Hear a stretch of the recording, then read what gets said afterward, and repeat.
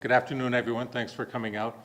I'm Tom Landy. I'm the director of the McFarland Center for Religion, Ethics, and Culture, which sponsors lectures and conferences and all sorts of special events, conversations on questions of meaning, morality, and mutual obligation. Today, I'm really pleased to welcome Dr. Tanya Golash-Boza, who first came to our attention a little while ago for her great scholarship on deportations, immigration policing, and the social structures that support our migrant policies. And today I'm pleased to welcome her here for a different talk on a different topic on gentrification in America's cities. And actually it's a process that I've lived to see. I was telling her I lived in Washington, D.C. when I was about a year older than the seniors among the group and watched that city change over time, but also watched it in Chicago where I lived, or Boston in different neighborhoods, or New York as well. And it's quite remarkable to see some of the changes that happen in gentrification among my very short adult lifetime. I do want to thank Professor Melissa Weiner, who will be here in a little bit. She's on the CTP. Oh, Melissa's here. They got the CTP out early. That's good. Maybe I shouldn't give that information away, but for connecting us together initially. And Professor Emily Campbell and Amy Finstein's classes I know are here. So, and all of you for joining us. The talk is being recorded and will be posted online in a day or two. You can tell your friends who missed it about that. Tanya Golash-Boza is professor of sociology at the University of California-Merced, where she founded the Racism, Capitalism, and Law Lab. She's a prolific scholar with several published books and dozens of academic articles and book chapters.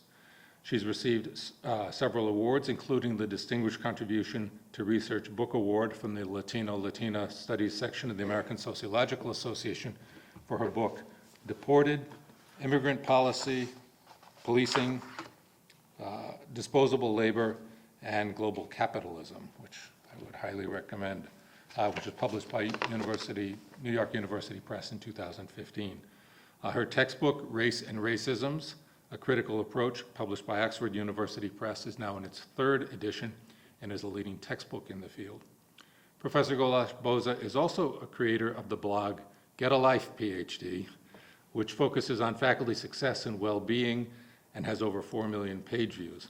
For this and other mentoring work, she received the UC Merced Senate Award for Excellence in Faculty Mentorship in 2019. Professor Golash-Boza is principal investigator of a project funded by the National Science Foundation called Mapping Gentrification in Washington, D.C. The study illustrates how neighborhoods in recent decades in the nation's capital have changed and gentrified, and it draws on interviews with 75 formerly incarcerated men to help us understand the extent to which gentrified and diverse neighborhoods help or hinder returning prisoners' reintegration. Her talk today, titled Before Gentrification, Race and Disinvestment in the Nation's Capital, explores this very phenomenon. She has a really fascinating website at mappinggentrification.com, and I know that we're all looking forward to hearing more about it. So please join me in welcoming Tanya Golash-Boza. Good afternoon. Thank you all so much for coming out.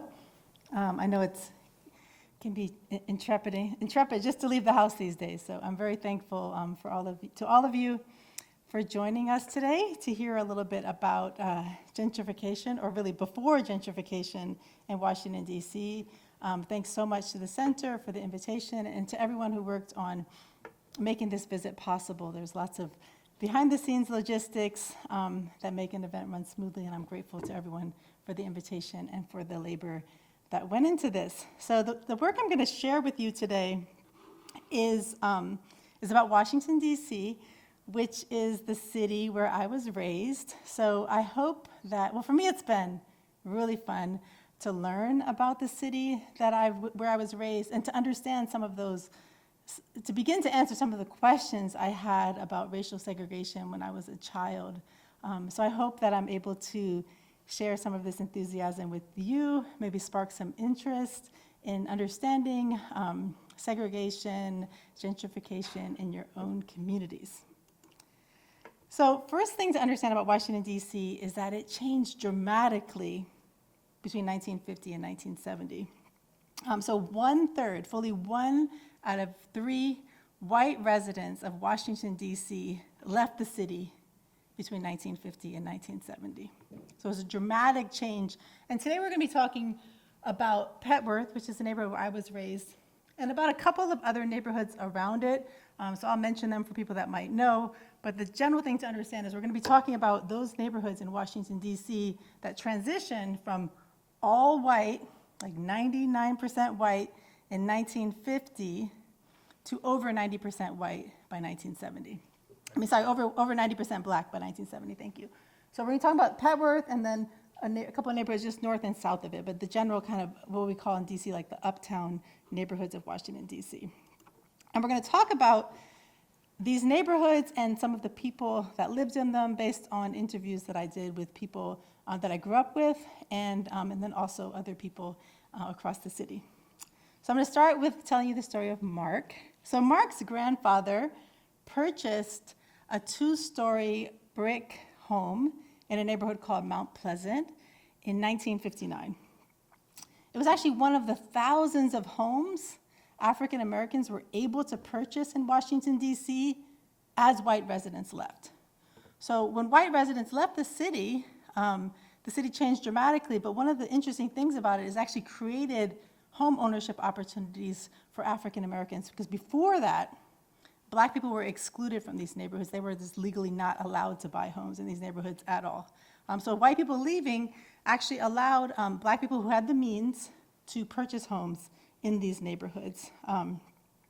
So in Washington, D.C., the number of black homeowners increased 6-fold between 1940 and 1970. All right, so it's a tremendous increase in the number of African Americans who owned homes, and most of these homes, or a large number of these homes, were in areas that had previously been all white. And many of these homes became intergenerational homes as the dream of home ownership actually became elusive for their children and grandchildren. So Mark's mother grew up in the home that her grandfather had purchased. She graduated from high school. She secured a job with the federal government working for the United States Postal Service, so she had a good salary. And she raised Mark and his 2 sisters in the home that her father had purchased in 1959. So Mark's 2 sisters both became single mothers, like their own mother. So one of their partners was incarcerated and the other was murdered, reflecting the rise of the twin forces of mass incarceration and gun violence that cast a shadow over the city in the 1980s and 1990s. So Mark was 26 in 1993 when he was sentenced to life in prison, leaving his partner to raise their son on her own.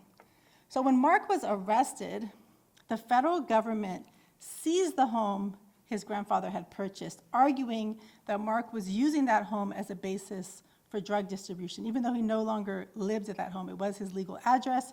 They argued that he was using the home for drug distribution and seized the home under asset forfeiture laws. So Mark's mother was actually able to buy the home back from the federal government, but now she had a mortgage, whereas previously she didn't have a mortgage. And then a few years later, she had to take out a second mortgage to make some repairs to the home. And unfortunately, 7 years after Mark was incarcerated in 2000, she lost the home to foreclosure. So the bank sold the home for $200,000 in the year 2000. Today, this 2,000 square foot home is worth $1.5 million. So the story of Mark's family was the impetus for this whole project. I went to high school with Mark's sister, Tracy, and I spent a lot of my time in my youth in this home. Just hanging out, getting ready to go out, getting somebody's hair done, waiting for a ride, right? And that home was the locus, was the center of their family. As we'd sit around waiting around, her uncles and aunts and cousins would come through. If I spent the night there, her cousins might be spending the night there too. So it was a center of activity for the home because, like I said, it was the grandmother's home, right? The grandparents' home, and then now it was her mother's home. So Tracy and I have remained close friends, and every time we see each other, the home comes up. Because the loss of this home was distressing for the family, not just financially, but also emotionally. Because now, Tracy, her brother, her sister, her mother, her nieces and nephews are all priced out of Mount Pleasant, right? They cannot afford today to purchase a home that costs $1.5 million. And I was in college when Mark was arrested, and I remember clearly how devastating his arrest, trial, and then life sentence was for Tracy and her family. Tracy was also in college at the time, but she went to the trial every day for 6 months and ended up dropping out of college because it was too much to handle the stress associated with that. So I moved away from Washington, D.C. in the early 2000s. And each time I return, I think about how full my own life has been while Mark has spent his life behind bars, how it's possible that Tracy's family lost a home that increased in value every time I returned to the city, as well as how Mount Pleasant, where I was born, and Petworth, where I moved when I was a little older, how the whole city has changed while Mark and other people have spent their lives behind bars. So what did we learn from Mark's story? Well, one thing we learned is that home ownership for Tracy's family and Mark's family did not lead to intergenerational wealth. So there's a big myth in the American dream, which is that if you buy a home, that will be the basis for intergenerational wealth accumulation for your family. But that did not happen for their family because they lost the home. But I also argue that they didn't just lose the home, kind of in a vacuum, right? There's extenuating circumstances that created a scenario where losing the home became likely. And one of those is that the neighborhood that they live in, which was a majority Black, working to middle class neighborhood, did not have the amenities that we normally associate with middle class neighborhoods, right?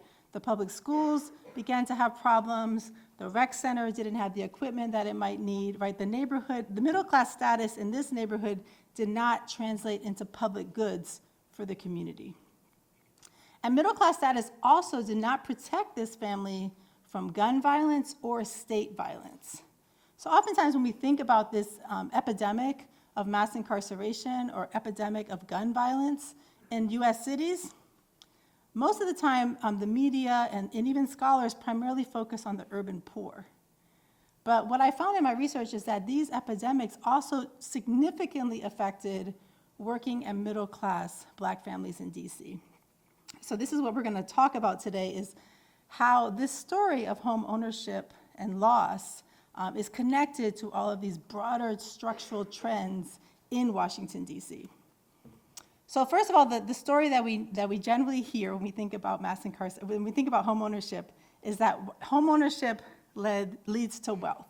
And the reason why we have this myth is that between 1933 and 1978, federal government policies enabled over 35 million American families to purchase homes in suburban areas.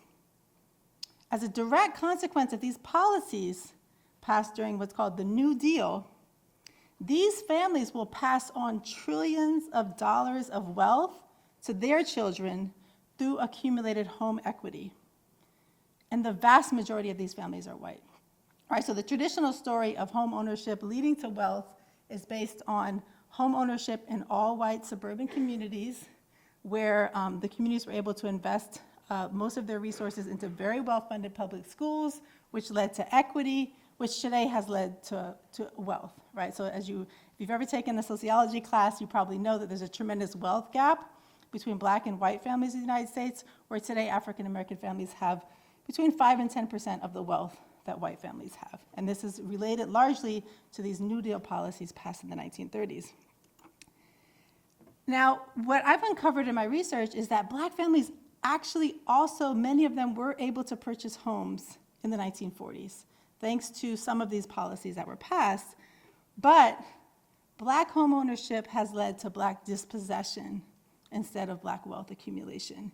And we're going to talk about how this happened today. So you don't have to understand all of this today, but just to show you that there's lots of other things that were going on in the African-American communities that led to dispossession. So we have white flight, which led to segregation in neighborhoods. Then we have stagnant home values, the suburbanization of jobs, disinvested schools, rising crime, policing, war on drugs, mass incarceration, high rates of homicide, and then today gentrification, and all that has led to Black dispossession. So a totally different set of trajectories in middle-class Black communities that were not happening in middle-class white communities.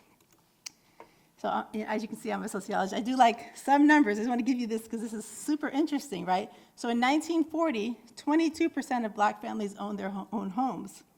This actually doubled to 41.6% by 1970. So it was a significant increase in the number of African Americans who owned homes by 1970. For whites, these policies also led to an increase in home ownership from 45% to 65%. The percentage increase is about the same, 20%, but it's a greater relative increase for the black community, right? So again, most scholars that focus on black versus white home ownership argue that African Americans were locked out of home ownership, but that's simply not the case, right? Black people were able to purchase homes, but then the communities where they purchased homes became disinvested, right? So home ownership did not lead to the same benefits for black families as it did for white families. So black home ownership in the 1950s did not translate into intergenerational wealth for several reasons.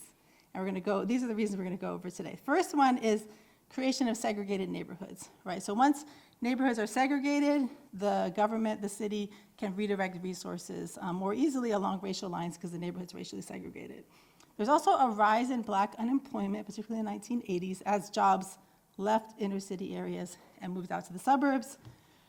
There was a disinvestment in public schools in majority black school districts alongside an investment in public schools in majority white school districts. And then we have the war on drugs, which primarily affected the black community, and today gentrification. So let's go back in history a little bit in order to understand how this happened. So like I showed you at the beginning, right, there was lots of neighborhoods in 1950 in Washington, D.C. that were like 99% white. So how did these neighborhoods get all white? Why were they all white? And the interesting thing is these neighborhoods had not always been all white. Obviously, these neighborhoods were originally inhabited by Native Americans, so they were not always all white. Somehow they became all white. So in the early 20th century, Washington, D.C. actually had many neighborhoods that were integrated.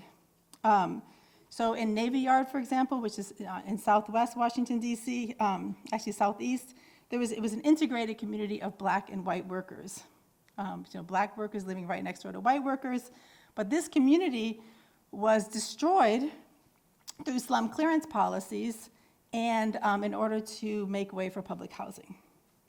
And then there were also black settlements of black home-owning communities in Brightwood, which is just north of Petworth and Mount Pleasant, Meridian Hill, which is just south of it, and Reno City, which is on the west side of the city. And these settlements of black home-owning communities were destroyed to make way for white subdivisions. I'll just tell you a story of one of them. So in Brightwood, there was a free black community of landowners called Vinegar Hill. In 1861, Union troops, like I said, during the Civil War, appropriated the land to build Fort Massachusetts, which was later renamed Fort Stevens. So after the Civil War ended, Brightwood remained sparsely populated with 146 households in 1880, 86 white and 60 black. A decade later, real estate developers built several all-white subdivisions in Brightwood and cleared the land through eminent domain where African Americans were living. So by 1950, all of these black settlements had been eliminated in order to build these all-white communities in Petworth. So over and over again, developers, white homeowners, and government officials worked together to destroy black settlements in Washington, D.C. So by the 1940s, all of these neighborhoods that previously had settlements of African American homeowners had been destroyed, and each of these areas have become segregated white neighborhoods. And then in the on the one hand, you have developers building all white subdivisions. On the other hand, you have the government building segregated public housing. So public housing, when it was first developed, was segregated. There was some public housing for white residents and some public housing for black residents. So that's just set the stage for public housing continuing to be segregated. And in Washington, D.C., eventually all public housing became 98% African American, so it became completely segregated. You also had real estate practices such as racially restrictive covenants that deemed that certain neighborhoods were off limits to African Americans. You had the Federal Housing Administration's underwriting policy, so the government actually had rules that said, we will not we will not guarantee loans in neighborhoods that have African Americans in them, right? We will only guarantee loans in neighborhoods that are primarily white. And then you had citizens associations, so local associations of people that lived in the neighborhood who banded together to say, let's create a petition in this neighborhood so that we all agree that we will not sell our homes to African Americans, right? So you have the government, you have the private sector, and then you have ordinary white people all working together to ensure segregation. So again, segregation didn't just happen, it was directly created. And so real estate textbooks and like the real estate board's code of ethics promoted segregation. So the private sector promoted segregation, the public sector promoted segregation, and basically these things ensured that Petworth would be all white in 1940, right? So in one example, the residents of Randolph Street in Petworth banded together to sign an agreement where they said, we're going to ban black residents for 50 years. So they all signed the petition and agreed as a group that they would not sell homes in their neighborhood to African Americans. There were also racially restrictive covenants. So this covenant actually is from the home that my parents purchased in 1976. So when they purchased the home in 1976, the neighborhood was 93% black, but the houses on that block all had these racially restrictive covenants that said the homes could not be sold to black people. The reason why we bought the home from a black family, the reason why they had been able to buy the home is because those covenants had been deemed legally unenforceable. So before 1948, the vast majority of homes in the northwest part of Washington, D.C. had racially restrictive covenants in them, which said, just like it says here, this home shall not be sold to any Negro or colored person or persons of Negro blood or extraction. So this was perfectly legal before 1948. But then the Supreme Court said, those covenants are not legally enforceable, right? You cannot legally say that you cannot sell a home to a person based on race. So with this court decision, African Americans could move into Petworth. And many of these African Americans who moved into Petworth in the 1950s were well-to-do because they were buying homes, and in order to buy a home, pretty much any time you have to have a certain amount of wealth and income. So one example is Dr. Clarence Hinton. So when Dr. Hinton purchased his home in 1953, the covenants at that time had been deemed legally unenforceable. But white residents were still sometimes resistant to selling their homes, so he actually contracted the services of a white person to buy the home on his behalf and then sell it back to him because he sort of to get around the racist dynamics in the neighborhood. And then after he bought the home, the white neighbors on his block, because he was the first black family on that block, they put padlocks on his front and back door to try and prevent him from moving in. But he cut off the padlocks and moved in. So Dr. Hinton's family was the first black family on their block, but within a generation, all of their white neighbors had left. So white families initially resisted the arrival of black families into Petworth, but eventually at the same time that they were resisting, opportunities for homeownership were opening up for whites only in the suburbs, where these informally racist and some formal racist practice continued. So white families were able to move to the suburbs, which were still off limits to African Americans, so they just left. Like literally within 20 years, all of the white families on their block had left. So the white population, this is why the white population of Washington, D.C. decreased by 1/3 in a generation, because as black people moved into these neighborhoods that previously been all white, the white people left. So, like I said earlier, the government policies enabled segregation and enabled white people to purchase homes, but government policies also enabled some African Americans to purchase homes. So importantly, in Washington, D.C., the Veterans Association allowed veterans to purchase homes. So nearly every family that I've spoken with who purchased a home in Washington, D.C. in the 1950s were either World War II or Korean War veterans because of the GI Bill. So they were able to access VA loans, right? So the Veterans Association subsidized 21,000 mortgages in Washington, D.C. between 1944 and 1991. Unfortunately, they do not report race in the vast majority of cases, but 70% of loans where race was reported went to black borrowers, right? So interestingly here is that African Americans were able to get homes and on favorable terms, because when the Veterans Association underwrites your loan, they're getting the prevailing interest rate, which would be 4%, 5%, or 6%, which at the time was a very good interest rate. It's not, a high interest rate of 18 or 20%.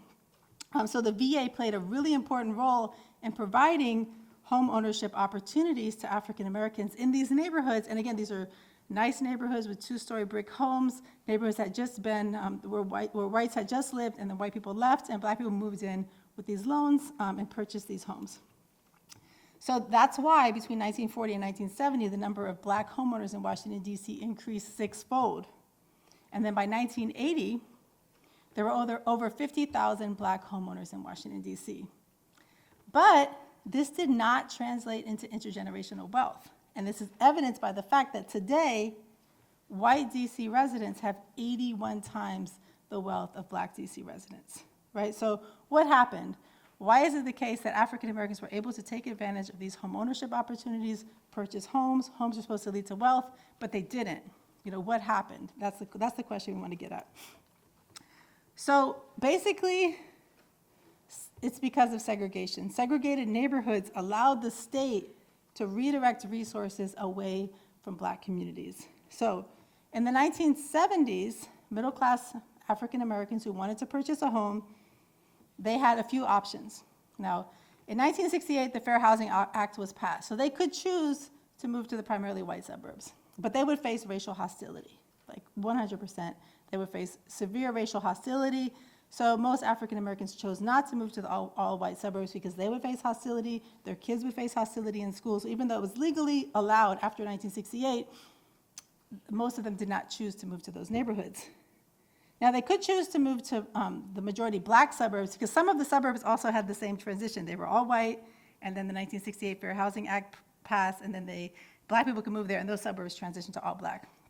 So they can move to the primarily black suburbs, but those suburbs did not have the same amenities as even the city had, and certainly not the same amenities as the white suburbs. They could choose to move into upper class enclaves like Crestwood and the Gold Coast, but these were very expensive, right? So there was an upper middle class black community that could afford to live in these very expensive areas, but the cost to entry was very high, right? So homes, even in the 1970s, they were already in the six figures. It was very expensive to move in there, so most ordinary people couldn't afford to live in the elite black areas of DC. But people that were like Dr. Hinton, a doctor, or teachers, police officers, firefighters, they could afford to live in neighborhoods like Petworth. And when they moved into Petworth, these were nice neighborhoods. The schools were excellent, right? So they made this decision to move into a neighborhood that was transitioning to majority black, but that had all of the amenities that they wanted, right? Now, these people that purchased these homes in Petworth in the 1950s and 60s, right, and even after Petworth transitioned to majority black, the schools were still excellent. Roosevelt High School, which is in Petworth, is the high school where the mayor, the person who later became mayor went.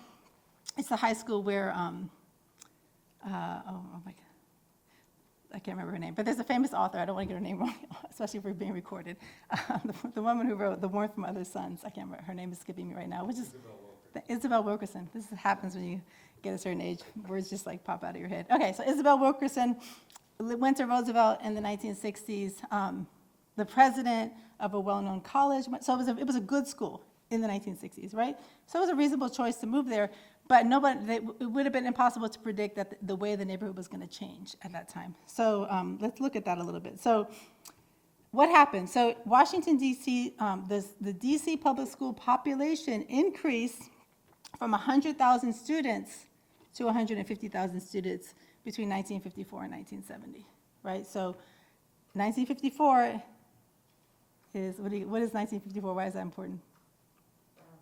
Brown versus Board of Education, desegregation. Schools became desegregated, right? So when schools became desegregated, the DC, at the same time, a lot of African Americans were moving to DC and other cities through the Great Migration, and the school population expanded dramatically from 100,000 students to 150,000 students. At the same time, the school district became majority black. By 1973, the school district was 96% African American. At that same time, by that time, only 18% of city residents rated their school as very good or good. Basically, At this time, 1973, the budget of Washington, D.C. was controlled by Congress, and in particular, it was controlled by the Southern, people from the South who were very racist at that time, so they were not willing to allocate enough resources to a primarily black school district. So basically, the schools deteriorated over time. So the schools, Roosevelt and Coolidge, which are in this black middle-class neighborhood, physically deteriorated. So in 1985, this organization got together, presented this report. These pictures are from 1985. And they said, the school is falling apart, it's deteriorating. 2003, the issue of the same report, nothing happened, right? Most schools are still in need of significant repairs to bathrooms, windows, roofs, heating and cooling systems, right? So this school, Coolidge, is in one of these neighborhoods that was majority white and became black middle class. And again, the schools became disinvested. And I actually witnessed this up close, like firsthand. So like I told you earlier, my parents moved to Washington, D.C. they moved in 1970, and then in 1976, they moved to this primarily black neighborhood. And I went to the local school, which was called Rudolph Elementary School.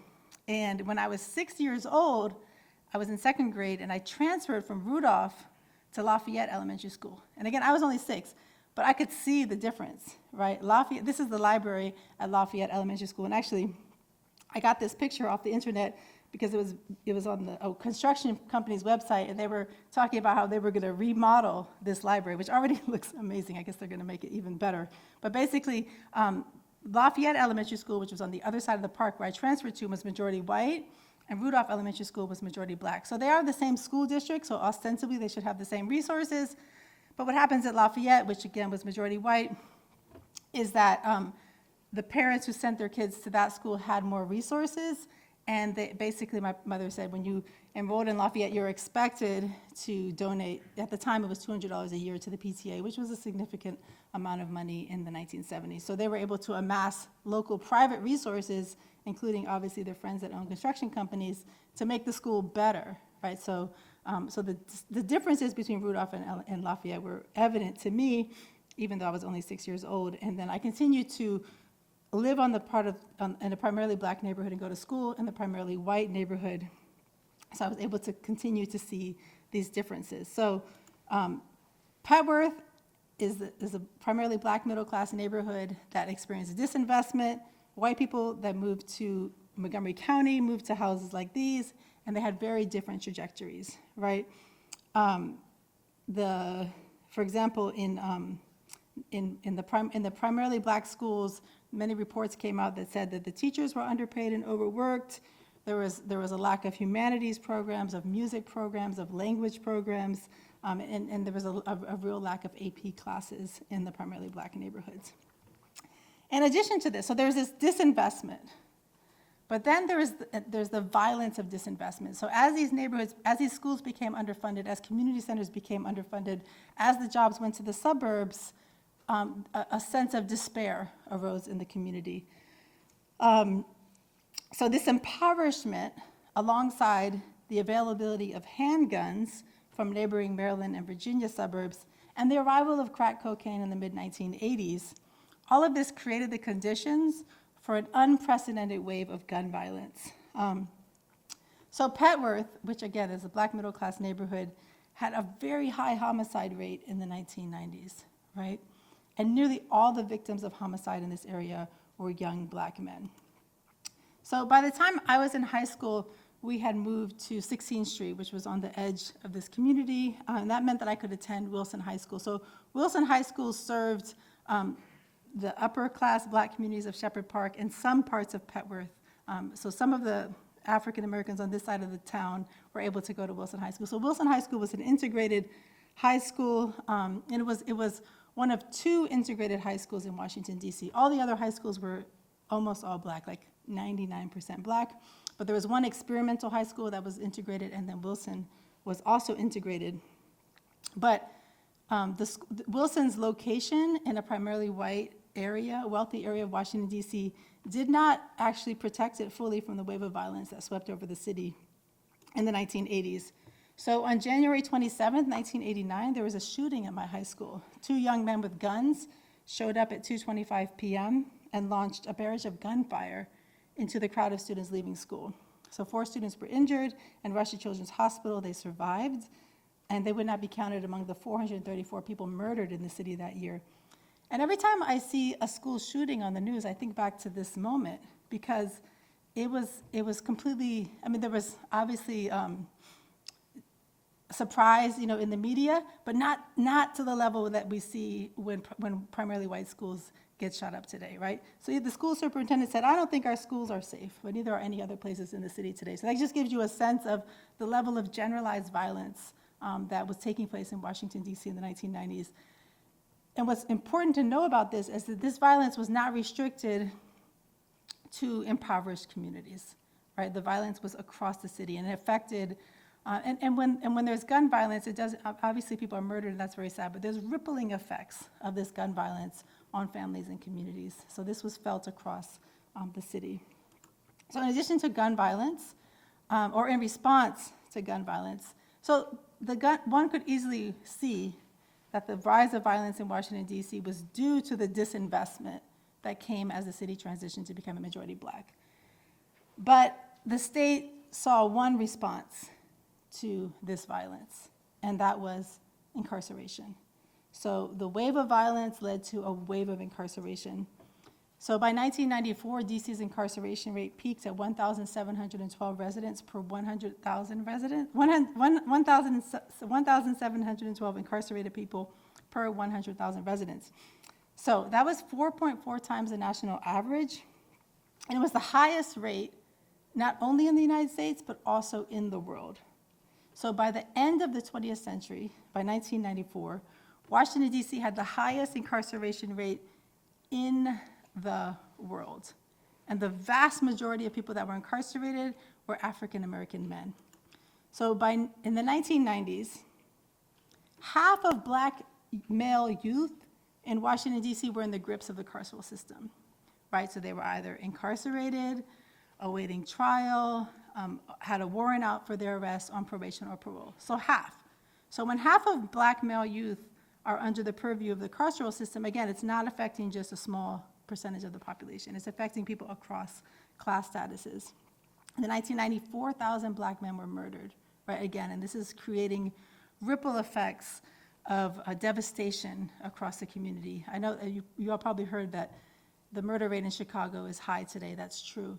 In DC, it was 4 times what it is today in Chicago, right? It was a devastating wave of violence across the community. Roosevelt High School, that school I told you about, that was a great school in the 50s, 60s, 70s. By 1993, 1 in 3 students were dropping out of Roosevelt. So in the midst of this devastation, 15% of the Black residents of Petworth left. So the neighborhood started to become depopulated. So if we look at the history of Petworth, so how does this relate to housing, right? So by 1980, there were 5,000 Black homeowners in Petworth. So today there are 3,000 Black homeowners in Petworth, right? So we can see that between 1980 and today, there's been a decline in the number of Black homeowners in Petworth. And one of the reasons is that the value of homes in Petworth barely increased between 1980 and 2000. So, and it really barely increased between, I don't have the exact numbers, so I didn't put it on here, but if you look at the value of the homes in Petworth, if you bought a home in Petworth in the 1950s, in the 1960s, in the 1970s, or the 1980s, you would have to wait a very long time to build up any equity. Remember at the beginning I said, there's trillions of dollars of wealth in white communities is being passed down due to policies passed during the New Deal because of accumulated equity. So the thing is, homes in Petworth did not gain any equity, or they gained very little equity until 2000. So what happened in Petworth where home values began to increase? Well, the white people began to move in. So as white people moved into the neighborhood, the value of homes began to increase. But you had to wait until 2000 for the homes to increase. And at that point, white people began to move in, and home values tripled.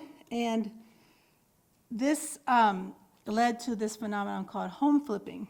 So Petworth was actually listed as the neighborhood where you could make the most profit in 2016. So the average value of a home flip in Petworth was $337,000. So basically, people with resources are going in, and they actually literally said in this article that you should buy grandma's house.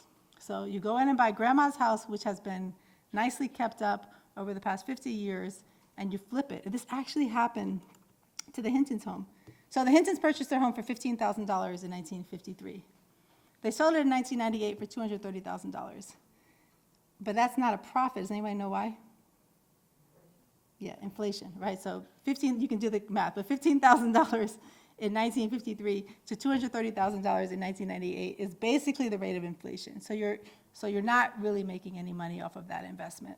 And they sold it to a black family who sold it 20 years later for $700,000. That's a little bit above the rate of inflation, but not a whole lot. And then a couple of investors purchased the home in 2020. And in 2019, they purchased it from them for $700,000, and they sold it 5 months later for $1.3 million, right? So here you can understand a little bit how, like, even though home prices have now begun to increase in Petworth, first of all, you had to hold on to your home for 50 years to be able to get that increase.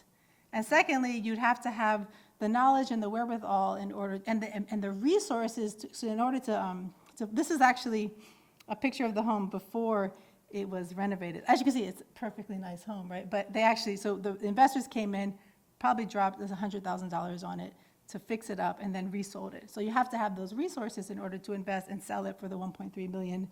So long-term residents are not able to take advantage of the tremendous benefits, the financial benefits of gentrification. Those are going to a small group of investors.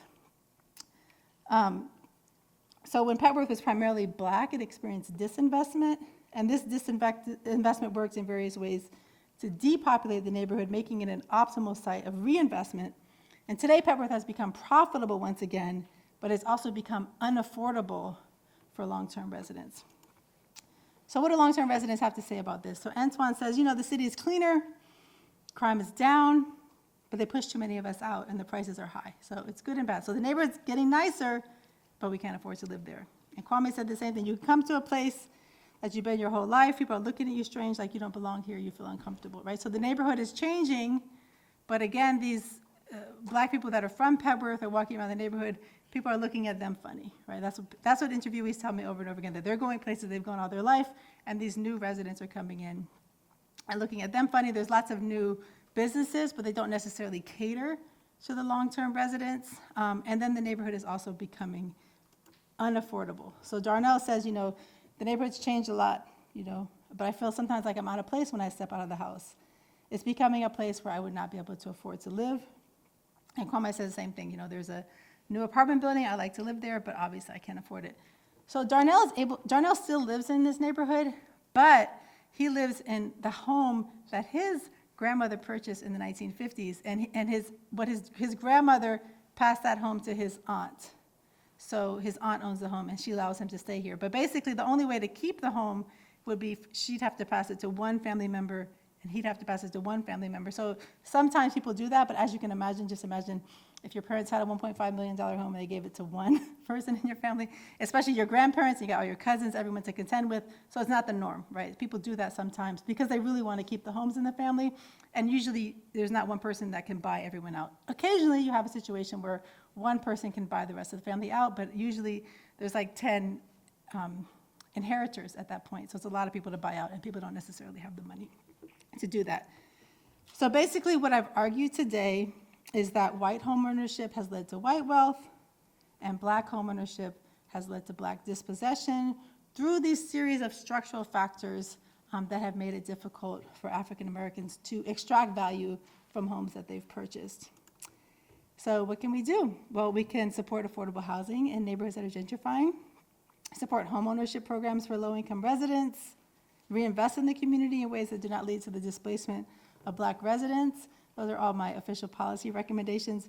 But when I really think about it, the problem really is that housing is a commodity and that we live under racial capitalism. So goods like homes, the value of them is tremendously racialized.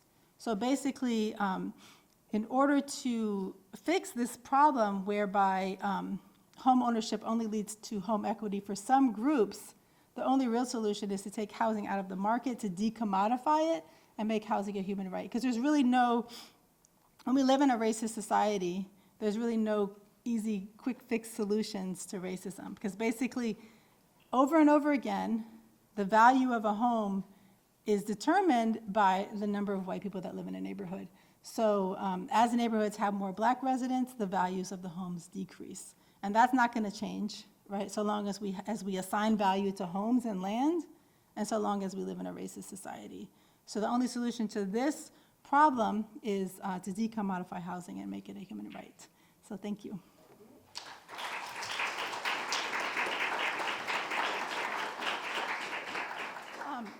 I don't know every single area in PG County, but I can say, you know, for example, I do know one of the people I spoke with actually had moved to District Heights.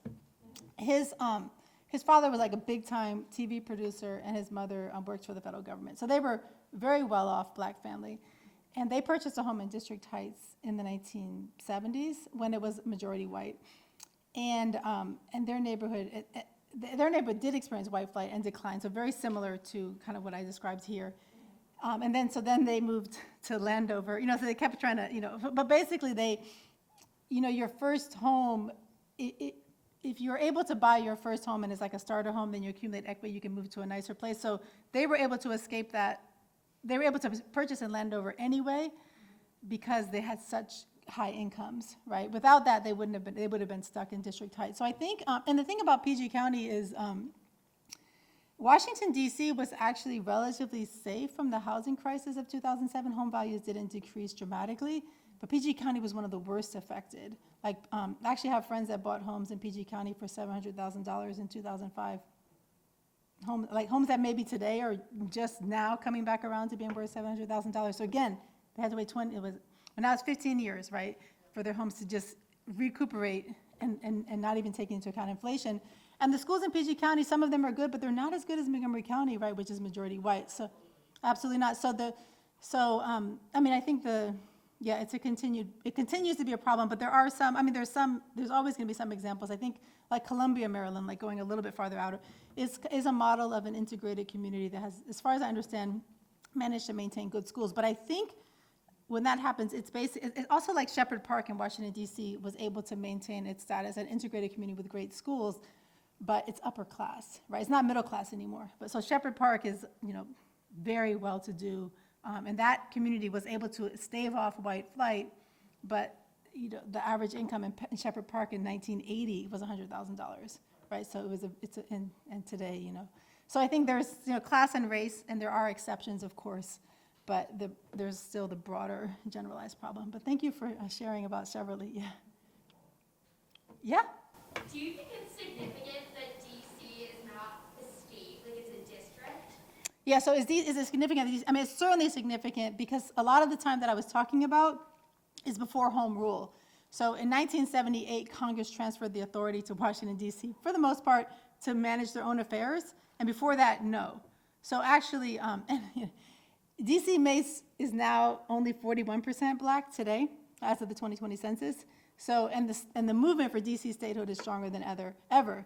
So it would not be surprising to me if D.C. were to become a state once it becomes, the whiter it gets, the more likely it is to become a state. So I think the large black population in D.C. and the limited rights that its residents has are totally correlated, right? So D.C. did get home rule in 1978, but then in 1994 they took it back. So Congress has reins on D.C.'s ability to govern itself, and sometimes it gets more, sometimes it gets less, but that certainly plays a role in, for example, Washington, D.C. cannot tax commuters, like they're just banned from taxing commuters, so that obviously affects their tax base and their ability to serve their own residents.